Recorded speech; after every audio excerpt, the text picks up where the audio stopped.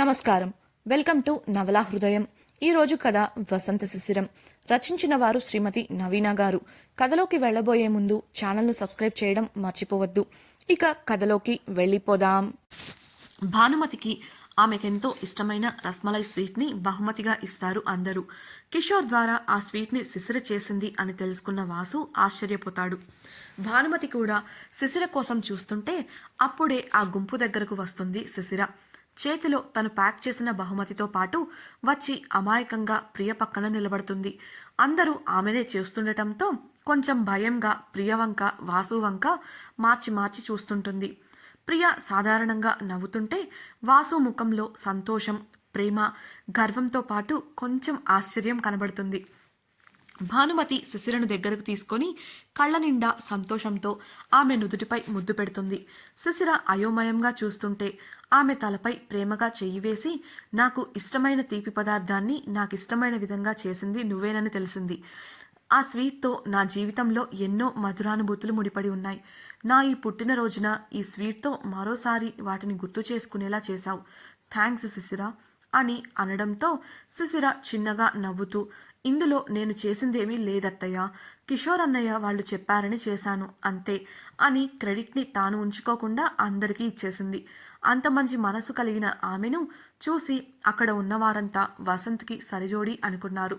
భానుమతి భుజాలపై వెనుకగా చేతులు వేసి, అమ్మ మీకోసం తనొక బహుమతిని సిద్ధం చేసింది చూడండి అని వాసు అనడంతో భానుమతి శిశిర వంక ఆశ్చర్యంగా చూడగా, శిశిర తన చేతిలో ఉన్న బహుమతిని భానుమతి చేతికి అందించింది.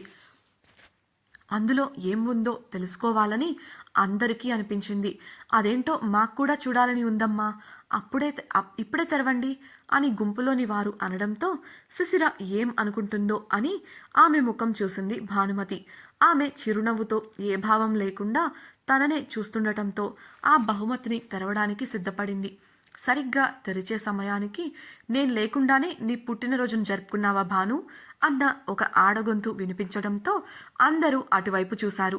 అక్కడ ఉన్న ఆడమనిషిని చూసిన భానుమతి చేతిలో ఉన్న బహుమతిని వాసు చేతికి ఇచ్చి సంతోషంగా వెళ్ళి ఆమెను హత్తుకుంది. మీనాక్షి, నువ్వు లేకుండా ఈ వేడుక ఎలా ముగుస్తుంది చెప్పు, అయినా ఎందుకే ఇంత ఆలస్యంగా వచ్చావు అని అడిగింది భానుమతి నిట్టూరుస్తూ.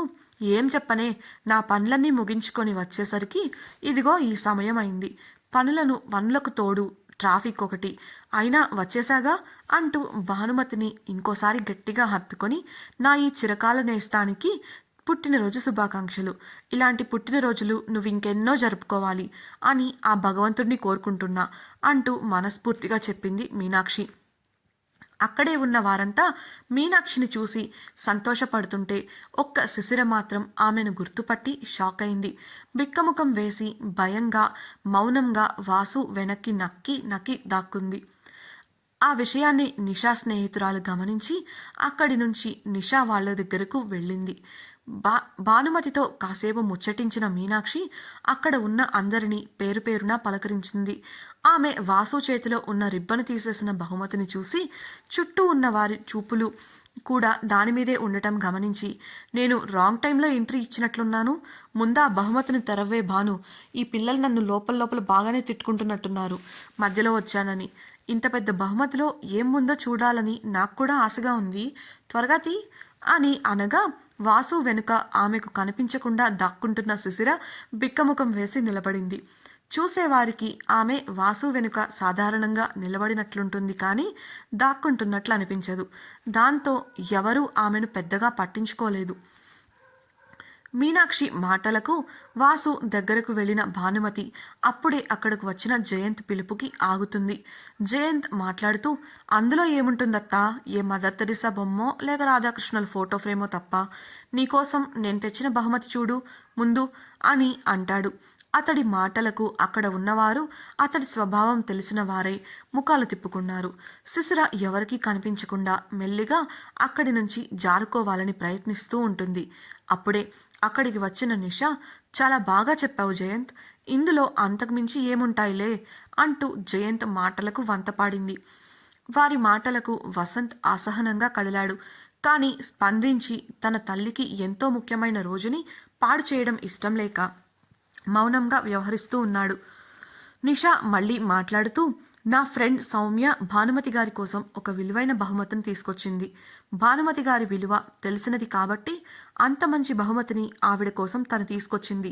తన మనసు ఎంత గొప్పదైతే తను ఆవిడ గురించి ఇంతలా ఆలోచిస్తుంది అంటూ సౌమ్య గుణాలను ఆకాశానికి ఎత్తేస్తుంది.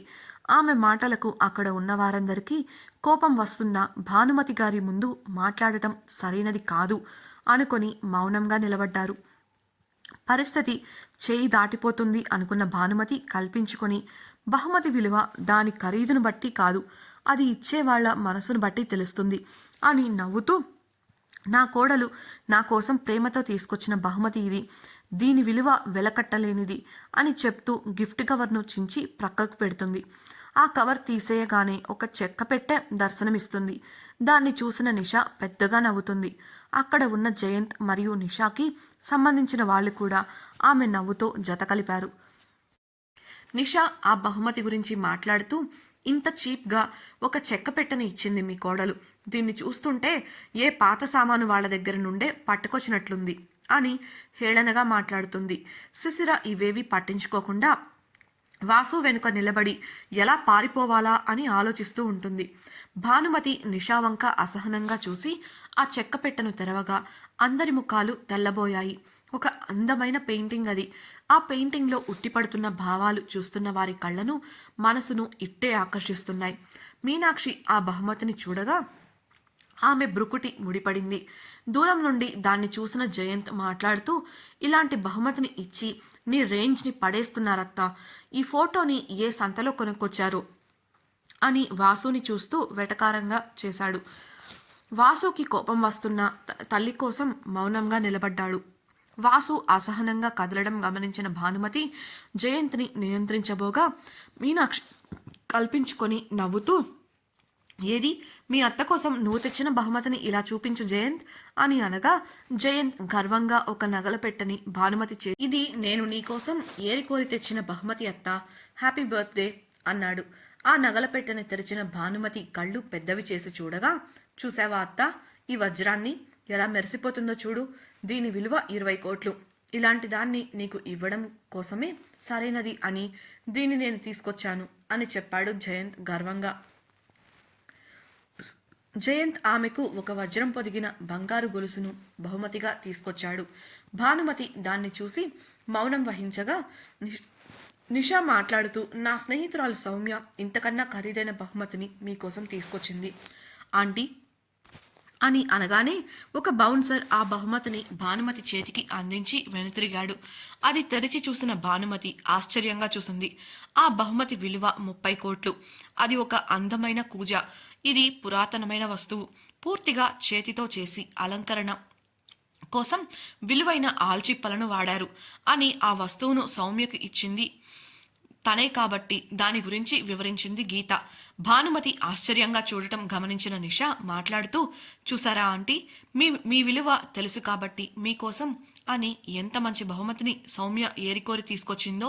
సౌమ్య లాంటి అమ్మాయి మీ గురించి ఇంతలా ఆలోచించడం నిజంగా మీ అదృష్టం అని తన హద్దుకు మించి మాట్లాడుతుంది. ఆమె ఎంత మాట్లాడుతున్నా అక్కడే ఉన్న సౌమ్య ఎటువంటి సమాధానం ఇవ్వకుండా మౌనంగా ముఖంలో ఏ భావమూ లేకుండా నిలబడింది. వాసు తన చేతిలో ఉన్న శిశిర ఇచ్చిన చెక్క పెట్టెలోంచి ఒక పెయింటింగ్ని బయటకు తీసి క్షుణ్ణంగా పరిశీలించడం మొదలుపెట్టాడు. అతడు ఆ పెయింటింగ్ని బయటకు తీస్తున్నప్పుడు ఒక కాగితం ఆ పెట్టెలోంచి క్రింద పడటం గమనించిన అమూల్య వంగి దాన్ని చేతుల్లోకి తీసుకుంది. ప్రక్కనే ఉన్న హేమంత్ కూడా అమూల్య చేతుల్లో ఉన్న కాగితాన్ని చూశాడు. ఆ పెయింటింగ్ చూస్తున్న వాసు, ఆ కాగితాన్ని చూస్తున్న హేమంత్ ఒకేసారి ఇది మైత్రేయ పెయింటింగ్ అని అనడంతో అందరూ ఆశ్చర్యపోయారు, ఒక్క మీనాక్షి తప్ప. మైత్రేయ దేశంలోనే ఎంత గొప్ప పెయింటర్ అనే విషయం అక్కడ ఉన్న అందరికీ బాగా తెలుసు. ఆ పెయింటింగ్స్ చాలా ఖరీదైనవి కూడా. అటువంటి పెయింటింగ్ శిశిర ఇవ్వడం అందరినీ ఆశ్చర్యపరిచింది. ఆమె దగ్గర అటువంటి పెయింటింగ్ ఎలా ఉంది అనే అనుమానం కూడా కలిగింది. వాసు వెనుక ఉన్న శిశిర అయ్యో అనుకుంటూ కంగారు పడింది. మైత్రేయ పెయింటింగ్ అనగానే వాసు పక్కకు జరిగి ఆమె వంక చూడగా మిగతా వారు కూడా ఆశ్చర్యంతో ఆమె వంక చూస్తూ ఉన్నారు. శిశిర కాస్త ఇబ్బందిగా కదిలింది. ఆమె ఈ వేడుకలో ఇలాంటి పరిస్థితి ఎదురవుతుంది అని అస్సలు ఊహించలేదు. వాసు ప్రక్కకు జరగడంతో శిశిరను చూసింది మీనాక్షి. శిశిర ఇబ్బందిగా ముఖం పెట్టి మీనాక్షిని చూడగా మీనాక్షి చిన్నగా నవ్వి, ఈ అమ్మాయి అని అంటుండగా, నా కోడలు శిశిర మీనాక్షి, మన వాసు భార్య, ఈ మధ్యనే పెళ్ళయింది అని చెప్పింది భానుమతి. మీనాక్షి శిశిర వంక నవ్వుతూ చూస్తుంటే శిశిర గురించి భానుమతి చెప్పిన మాటలు, అందుకు తోడు శిశిర ఇచ్చిన పెయింటింగ్ మైత్రేయ పెయింటింగ్ అని అనడం సహించలేని నిషా వాళ్ళు సహనం కోల్పోయారు. ఉక్రోషంగా ఒకరి ముఖాలు ఒకరు చూసుకుంటున్నారు. శిశిరను చూసి తర్వాత మీనాక్షి మాట్లాడుతూ, ఖరీదైన బహుమతులు ఇస్తున్నామంటే నేను మీరు ఇంకా ఎంతో ఖరీదైన బహుమతులు ఇస్తారనుకున్నాను, ఇంత చవకైన బహుమతులు ఇస్తారనుకోలేదు అంటూ వెటకారంగా జయంత్ ఇంకా సౌమ్యల వంక చూసింది. ఆ మాటలకు జయంత్, సౌమ్య మరియు వారితో ఉన్న వారందరి ముఖాలు మాడిపోయాయి. నిషా మాట్లాడుతూ, అత్త సొత్తు అల్లుడు దానం చేసినట్లుంది వరస, ఇందులో ఆమె గొప్పతనం ఏం ఉందంట అంది నిష్ఠూరంగా. కిషోర్ కోపంగా, నీ మాటలకు అర్థమేంటి అని అడగగా, ఈ మాత్రం కూడా తెలియదా, ఏదో వాసుగారి భార్య కాబట్టి ఆయన డబ్బుతో ఈ పెయింటింగ్ కొని ఉంటుంది, అందులో తన గొప్పతనం ఏముంది, మా సౌమ్య తన సొంత డబ్బుతో తీసుకొచ్చింది, తనలా ఇంకొకరి డబ్బు ఖర్చు పెట్టలేదు అంది. ఎలా అయినా శిశిరను అవమానించాలని నిర్ణయం తీసుకుంది నిషా. అందుకే తాను ఎక్కడున్నానో మరిచి హద్దు మీరి ప్రవర్తిస్తుంది. సౌమ్య పదే పదే తన పేరును తెస్తున్నందుకు ఆమెను వద్దంటూ వారించింది. నిషా మాటలకు కోపం వచ్చిన వాసు గంభీరంగా, ఈ బహుమతి తీసుకురావడంలో నా ప్రమేయం లేదు, మొదటిసారి వస్తున్నాను, ఏదైనా తీసుకెళ్ళాలి అని తనే ప్రణాళిక వేసుకుంది. నేను వద్దు అన్నా వినలేదు. ఇప్పుడు చూసే వరకు కూడా అది పెయింటింగ్ అని నాకు తెలియదు. ఒకవేళ తను అలా నా డబ్బుతో తీసుకున్నా కూడా అందులో తప్పేముంది? తను నా భార్య, నేనే తన సొంతమైనప్పుడు నా వాళ్ల కోసం తను నా డబ్బు ఖర్చు పెట్టడంలో తప్పేముంది? ఆ మాటకొస్తే అంటూ ఇంకా చెప్పబోగా జయంత్ మధ్యలో కల్పించుకొని, అయినా నకిలీ వాటి గురించి ఇంత చర్చ ఎందుకు? అనవసరంగా చర్చిస్తూ మా సమయాన్ని సరదాని వృధా చేస్తున్నారు అన్నాడు కేర్లెస్గా. అప్పటికే విసిగిపోయింది శిశిర.